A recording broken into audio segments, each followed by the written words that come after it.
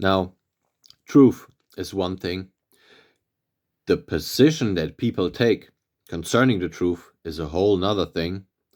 Now, the truth is a rock. It is eternal.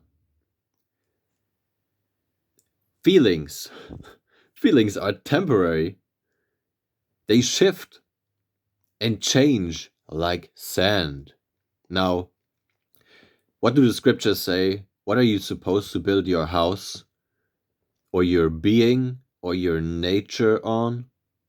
Aren't you supposed to build your house, your being,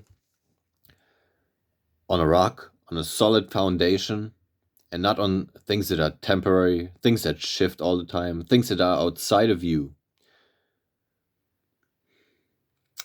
Many people have built their houses on temporary nonsense,